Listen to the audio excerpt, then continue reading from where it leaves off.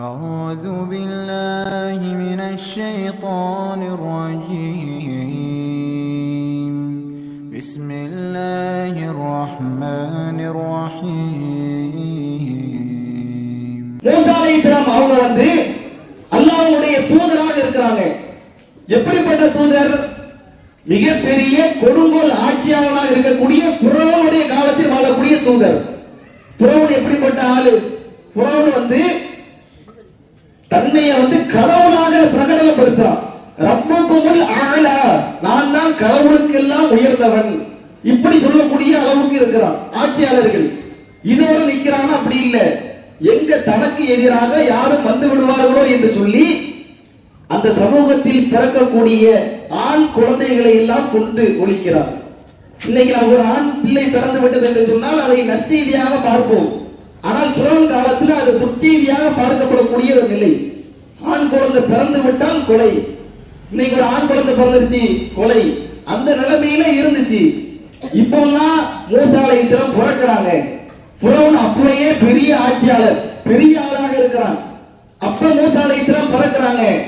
இந்த வரலாறு நமக்கு தெரியும். அல்லாஹ்வுடைய அற்புதத்தால் ஃபிரௌனுடைய வீட்டிலேயே வளர்க்கப்படக்கூடிய ஒரு சூழல். வளர்ந்துட்டாங்க. அநியாயக்கார ஆட்சியாளர் அவன்கிட்ட தான் வளர்றாங்க. திடீர்னு அல்லாஹ் என்ன செய்யறான்னா அவங்களுக்கு நபித்துவத்தை கொடுக்கிறான். நபித்துவத்தை கொடுத்து நீங்க ரெண்டு பேரும் ஃபிரௌன்ட்ட போங்க, ஃபிரௌன்ட்ட போய் பிரச்சாரம் பண்ணுங்க, ஃபிரௌன்ட்ட போய் மார்க்கத்தை எடுத்து சொல்லுங்க. அத்தோடு சேர்த்து அவன் பனு இஸ்ரவேலர்களுக்கு அநியாயம் செய்கிறான், அதை எதிர்த்து குரல் கொடுங்க. மூசா அலைஹிஸ்ஸலாம் அவங்களுக்கு இரண்டு பணிகளை அல்லாஹ் சொல்றான். நீங்க மார்க்கத்தை சொல்லுங்க, இஸ்லாத்தின் பக்கம் அவனை அழைங்க. அவன் தன்னை கடவுள்னு சொல்றான், நான் தான் இல்லான்னு சொல்றான். அல்லாஹ் ஒருவன் இருக்கிறான், அல்லாஹ்வை வணங்க வேண்டும் என்ற அந்த மார்க்க உபதேசத்தை நீங்கள் செய்யுங்கள். அத்தோடு சேர்த்து பனு இஸ்ரவேலர்களுக்கு அவன் அநியாயம் செய்கிறான், மக்களை பல பிரிவுகளாக ஆக்கி அதில் ஒரு பிரிவினர்களுக்கு பாதிப்பு ஏற்படுத்துகிறான். எனவே நீங்கள் இருவரும் சென்று அவனிடத்தில் இதை எடுத்து சொல்லுங்கள் என்று அல்லாஹ் சொல்லி காட்டுகிறான். இதை சொன்ன உடனே மூசா அலைஹிஸ்ஸலாம் என்ன செய்யறாங்க? ஃபிரௌன்ட்டயா சரி போயிடுவோம், போய் சொல்லிடுவோம் அப்படின்னு சொன்னாங்களா? இல்ல, அவங்க என்ன செய்யறாங்கன்னா பயப்படுறாங்க. பொதுவா மனிதனுக்கு பயம் இருக்குமா இல்லையா? எடுத்த உடனே எல்லாம் வீரனாயிட முடியாது. மூசா அலைஹிஸ்ஸலாம் அவங்க உண்மையிலே ஒரு வீரம் தன்னை கொண்டவங்க தான். ஏன்னா இதுக்கு முன்ன அவங்க என்ன செஞ்சிட்டாங்கன்னா ஒரு ஆளை அடிச்சு அவன் மௌத்தா போகக்கூடிய நிலைமைக்கு ஆளாயாச்சு. இப்படியான தன்மையில மூசா அலைஹிஸ்ஸலாம் இருக்கிறாங்க. இருந்தாலும் அவங்களுக்கு ஒரு பயம் தன்மை இருந்துச்சு. அவங்க என்ன செய்யறாங்கன்னா பயப்படுறாங்க. ஏன்னா ஃபிரௌன் தான் வளர்க்கவும் செய்யறான், வளர்ப்பு தந்தையாகவும் இருக்கிறான், கொடுங்கோல் ஆட்சியாளனாகவும் இருக்கிறான். அவன்கிட்ட போய் பேசணுமா? இது எப்படி சாத்தியம்? இது மாத்திரம் இல்ல, மூசா அலைஹிஸ்ஸலாம் அவங்க தெளிவாக பேச முடியாத ஒரு நிலையில இருக்கிறாங்க. அவங்களுக்கு பேச்சில கொஞ்சம் தடுமாற்றம் வரக்கூடிய நிலை இருந்துச்சு. அப்ப அதை சொல்லி காட்டுறாங்க. இப்படி எல்லாம் இருக்குதே, ஃபிரௌன்ட்ட போய் எப்படி பேச முடியும் அப்படின்னு கேட்கும்போது அல்லாஹ் சொல்லி காட்டுகிறான், லா தகாபா, நீங்கள் இருவரும் அஞ்சாதீங்க. அவருடைய சகோதரர் ஹாரூன் அலைஹிஸ்ஸலாம் அவங்க இருக்கிறாங்க, நீங்க ரெண்டு பேரும் போங்க, அஞ்சாதீங்க. இன்னனி மஅகுமா, நான் உங்களோடு இருக்கிறேன், பயப்படாதீங்க, நீங்க போங்க. அதாவது அல்லாஹ் என்ன சொல்றாங்கன்னா, நீங்க ஃபிரௌன்ட்ட போங்க, பயப்படாம போங்க, உங்களோடு நான் இருக்கிறேன். அப்ப அல்லாஹ் என்ன சொல்லி காட்டான்னா மூசா அலைஹிஸ்ஸலாம் அவங்களோடு இருக்கிறேன் என்று சொல்றான். அப்பனா அவங்க கூடவே இருக்கிறோம் அப்படிங்கிறது இல்ல, அவங்களுக்கான பாதுகாப்பு வட்டத்தோடு அல்லாஹ் அவங்களை அமைக்கிறான். இந்த பாதுகாப்பு மூசா அலைஹிஸ்ஸலாம் அவங்களுக்கு மாத்திரம் கிடையாது. அநியாயத்திற்கு எதிராக நியாயத்திற்கு ஆதரவாக யாரெல்லாம் இருக்கிறார்களோ அவர்களுக்கெல்லாம் அல்லாஹ் சொல்லக்கூடிய வார்த்தை இன்னனி மஅகுமா, நான் உங்களோடு இருக்கிறேன். அப்ப அநியாயம் இழைக்கப்படுகிறதா, ஒரு தீமை நடக்கிறதா, அதை எதிர்க்கும் போது நம்ம இடத்தில் பயம் வரக்கூடாது. என்னால முடியாது, எனக்கு சக்தி இல்லையே, என்னால அதை சாதிக்க முடியுமா, செய்ய முடியுமா என்று நீங்கள் நினைக்காதீர்கள். ஏனென்று சொன்னால் நீங்கள் தனி ஆளி இல்லை, உங்களோடு இறைவன் இருக்கிறான். மூசா அலைஹிஸ்ஸலாம் அவங்களுக்கு அந்த வார்த்தை தான் ஆதரவு. போறாங்க, ஃபிரௌன்ட்ட போய் பேசுறாங்க. அவ்வளவு அழகான பேச்சு. இவங்க என்ன செய்யறாங்கன்னா, என்னால தெளிவா பேச முடியாது, என்னுடைய சகோதரன் ஹாரூனை எனக்கு துணைக்கு அனுப்பு என்று கேட்கிறாங்க. ஆனா ஃபிரௌன்ட்ட போய் பேசுறதுக்குள்ள மூசா நபி தான், ஹாரூன் நபிக்கு அங்க இடம் கொடுக்கல. இவங்களே போய் என்னென்ன சொல்லணுமோ எல்லாத்தையும் சொல்லிட்டாங்க. அல்லாஹ் சொல்லி காட்டுறான். நீங்க ஃபகூலா அந்த வார்த்தையே அவ்வளவு அழகா அமைஞ்சிருச்சு. கூலானா இருவரும் சொல்லுங்க அப்படிங்கிறது. கூலா எந்த ஒரு கஷ்டமும் இல்லாம ஃப்ரீயா சொல்லுங்க. என்ன சொல்லுங்க? நாங்கள் இருவரும் உன்னுடைய இறைவனின் தூதர்களாகும். அரிசில் மகனா பனி இஸ்ராயில், பனு இஸ்ராயிலை எங்களோடு நீ அனுப்பிவிடு என்று அவன் போய் சொல்லுங்க என்று அல்லாஹ் சொல்றான். போறாங்க, சொல்றாங்க.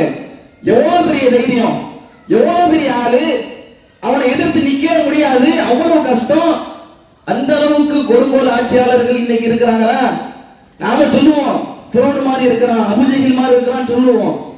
அதனால ஈடே கிடையாது. அவ்வளவு கொடுங்கோல், அவ்வளவு அநியாயம், அவ்வளவு தீமை செய்தான். அவங்கள்ட்ட போய் நீங்க தைரியமா சொல்லுங்க.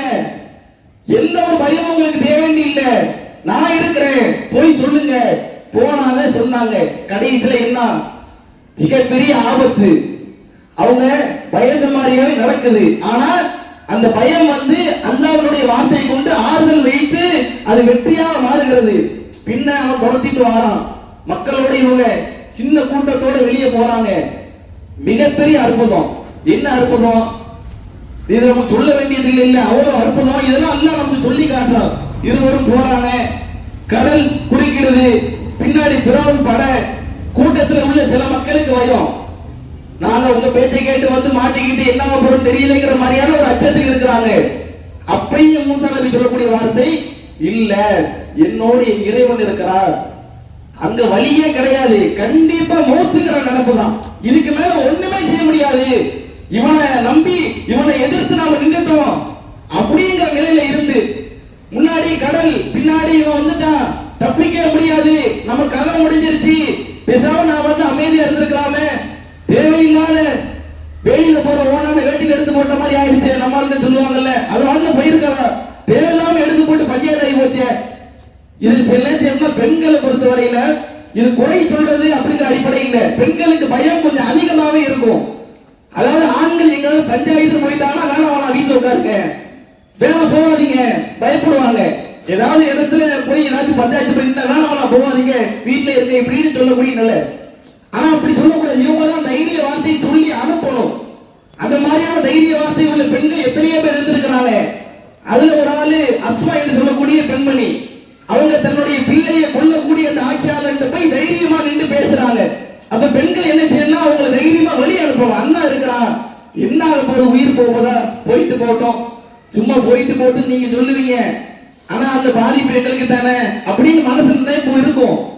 சரி, அவங்க கொல்லப்பட்டாலும் என்ன அந்தஸ்து, அந்த அந்தஸ்து கிடைக்குமா, அந்த சிறப்பு கிடைக்குமா? அந்த காலத்துல பெண்கள் தன்னுடைய கணவன்மார்களை போர்க்களத்துக்கு அனுப்பி வைத்தாங்களே. ஜுலைபி என்று சொல்லக்கூடிய ஒரு நபி தோழர் திருமணம் ஆயிருக்கிறது.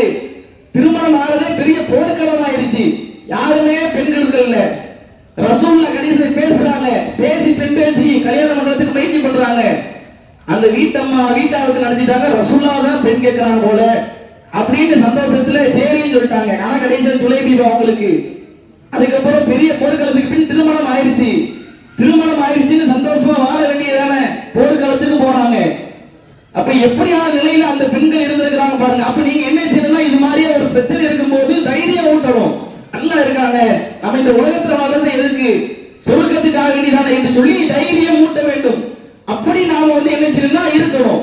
ஆனா அந்த மாதிரி ஒரு நிலையில நாம இல்ல. இப்ப என்ன, அவங்க முன்ன போய் நிக்கிறாங்க, கடல் குறுக்கிட்டு. இந்த நேரத்துல மூசா அலைஹிஸ்ஸலாம் அவங்களுடைய தைரியத்திற்கு, இறைவன் மீது வைத்த நம்பிக்கைக்கு இறைவன் கொடுக்கக்கூடிய அற்புதம் என்ன தெரியுமா? கடலை இரண்டாக பிளக்கிறான். கைத்தடியை வச்சு அடிக்கிறாங்க, கடல் இரண்டாக பிளக்குது. அவ்வளவு பெரிய அதிசயம் உலகத்தில் நினைச்சு கூட பார்க்க முடியாது. இந்த அதிசயம் நிகழ்ந்ததற்கான காரணம் என்ன? அல்லாஹ் சொன்ன கட்டளையே நான் செய்த ஒற்றை காரணத்தை தவிர வேறு இல்லை. இது என்னுடைய சுய எண்ணத்தால், சுய சிந்தனையா செய்யவில்லை. இதனால எனக்கு பாதிப்புங்கிறதுக்காக நான் செய்யல.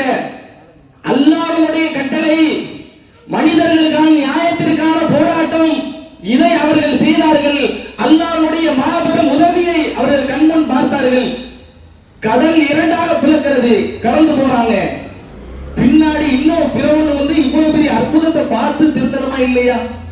அவன் ஓட பாருங்க, அப்ப கூட திருத்தல, பின்னாடி தோட்டிட்டு வாரான். என்னடா இது அதிசயம் இப்படி இருக்கு அப்படின்னு அந்த சூழலை கவனிச்சாச்சு திரும்பி இருக்கலாம். ஆனா அல்லாஹ்வுடைய ஏற்பாடு, அவன் அந்த கடல்ல மூழ்கடிக்கப்படணும்னு அல்லாஹ் நாடிட்டான். பின்னையே துரத்திட்டு போறான். அதுக்கப்புறம் கடல் அவனை மூழ்கடிக்குது, பழைய மூழ்கடிக்குது. அதுக்கு பிறகு அவன் நம்பிக்கை கொள்றேன்னு சும்மா வாய் வார்த்தையை சொல்றான், அல்லாஹ் ஏத்துக்கறல. இப்ப இந்த வரலாற்றை அல்லாஹ் சொல்வதன் மூலம் நமக்கு என்ன சொல்றான்?